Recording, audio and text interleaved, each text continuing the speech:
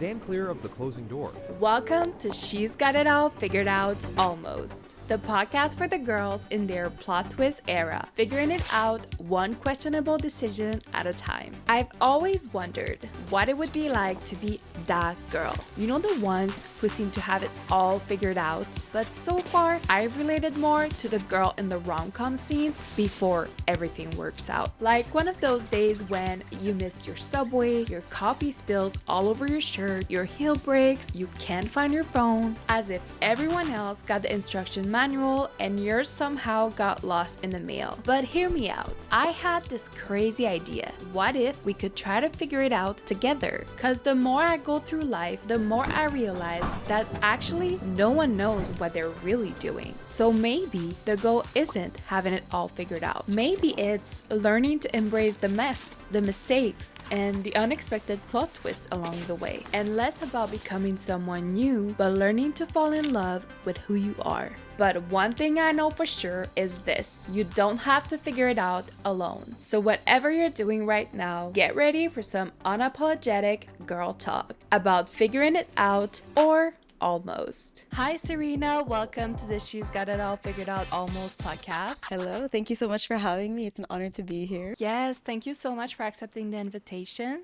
So today we'll dive a little bit into your journey. So first of all, for people to get to know you, you're a creative and founder of Kohi Designs, a web design studio helping female founders build impactful brands. So first, can you take me through a little bit your journey and why you decided to start working in this field? Yeah, absolutely. So to go all the way back to the very beginning, I actually discovered like the whole graphic design world when I was in high school.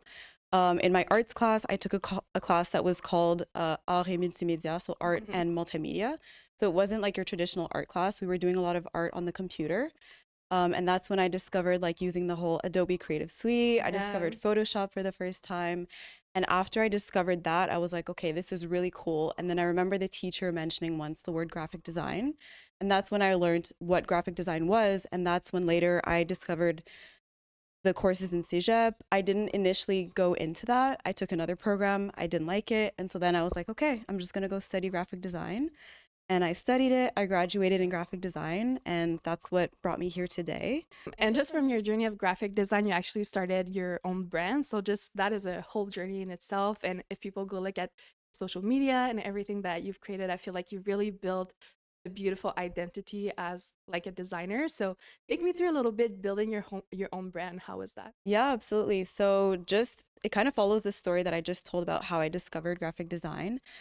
So while I was in my second year studying graphic design, I started just sharing my work on social media. And then through there, because I was quite consistent with it, I started to see people reaching out to me being like, hey, I love your work.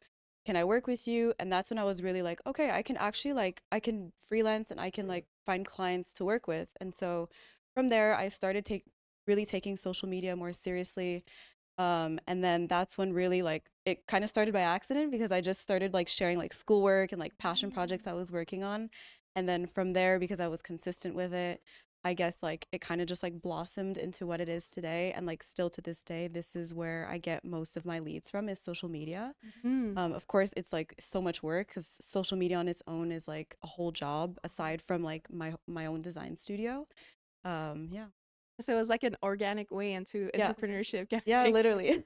Oh, A little accidental. yeah, and do you have any like career highlights so far? Like some things you're kind of proud of from the Yeah, for sure. There's so many. But right off the top of my head, I would say being able to collaborate with brands that I either used since I started my journey or especially like for example, I worked with Adobe a few times and that was like so crazy to me Is it like a because full circle from exactly. that? Yeah, literally. Like when I worked with them, it was just like the first time they reached out, I was like starstruck because as a designer, it's like Adobe is like the mother or the Yeah. god. And That's so true. I was like, they want to work with me, and it was just crazy. So I've worked with Adobe, I've worked with like some web builders like Framer. Last year I was invited to speak at a Montreal design conference. That was like my first speaking experience. So that was super exciting.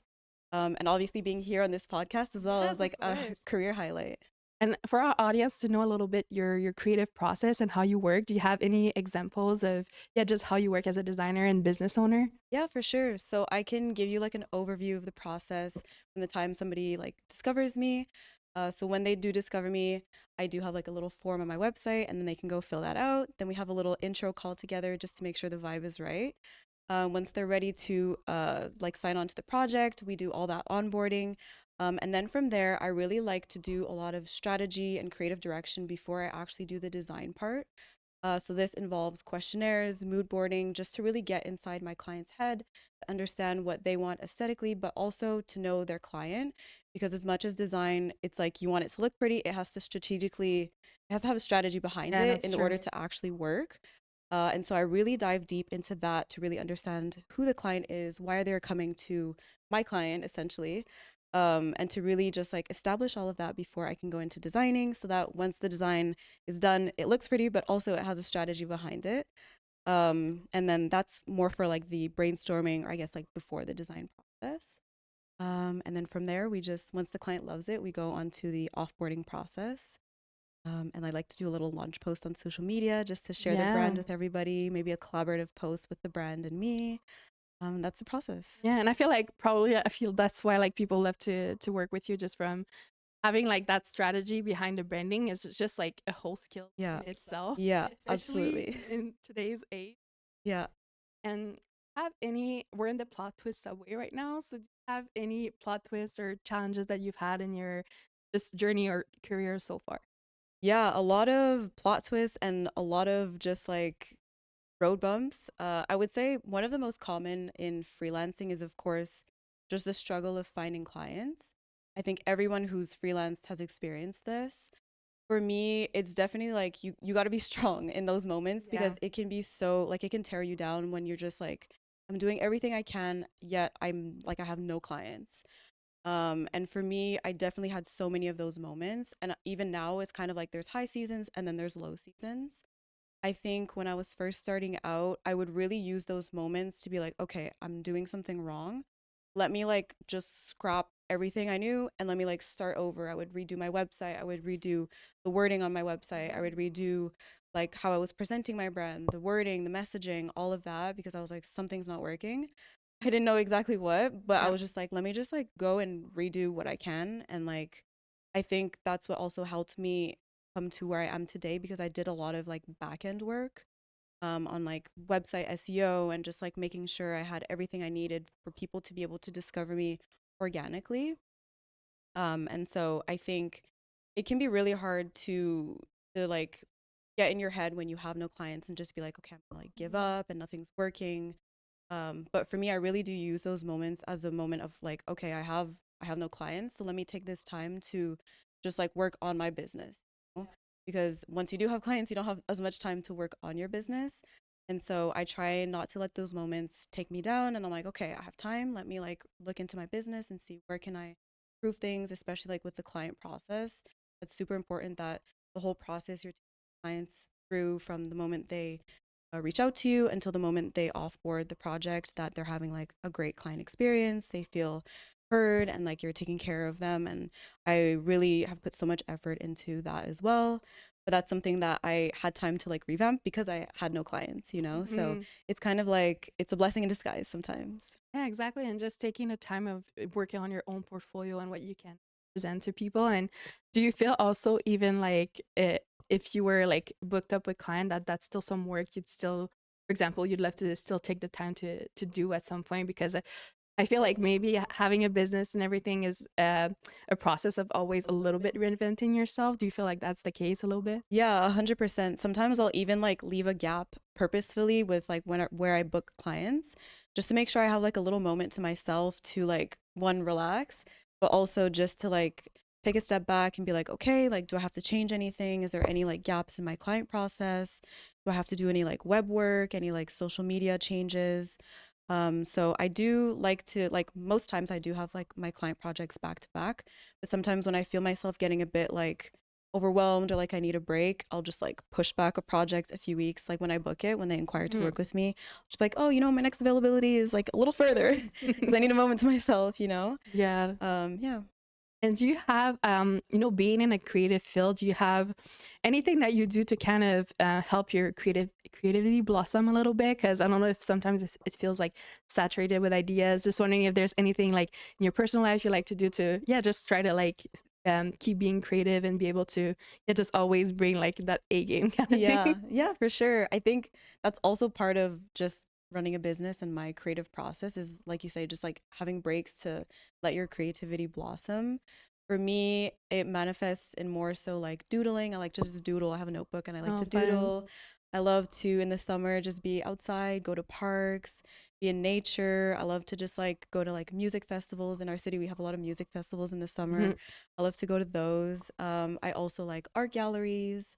I love to do like passion projects. So it's like I just design for fun. And I Mhm. find this just helps me like it's kind of like I'm doing my job, but like for fun. Yeah. And it helps me to just like get back into why I started it in the beginning Yeah. and like rediscover my love for just designing. And it just helps in general, like just develop your design skills as well.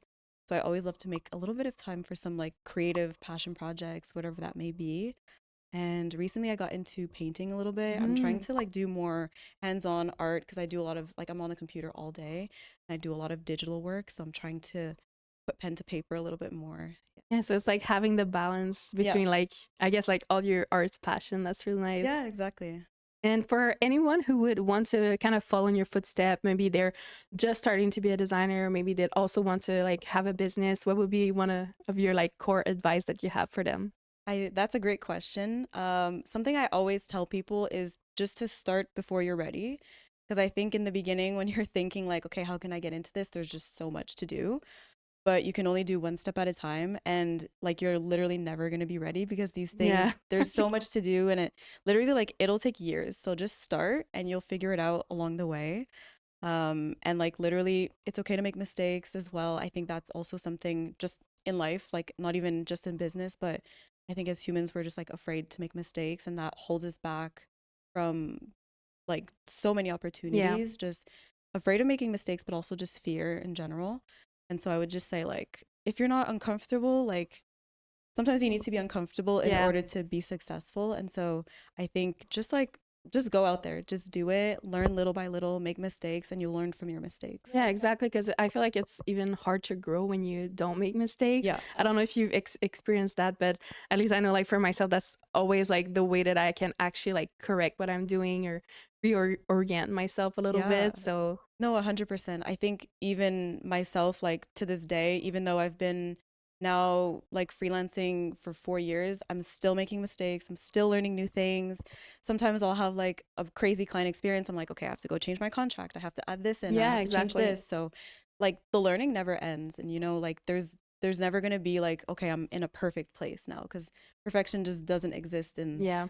in life maybe, you know? Yeah. And that's, I mean, kind of the theme of our podcast that we don't have it all figured Yeah, out. exactly. Full circle moment. Yeah. Just kind of embracing the process, I guess. Yeah, And absolutely. do you have a kind of a life motto that you try to live by or that you'd love to share with the audience? I think I kind of already said one, but start before you're ready.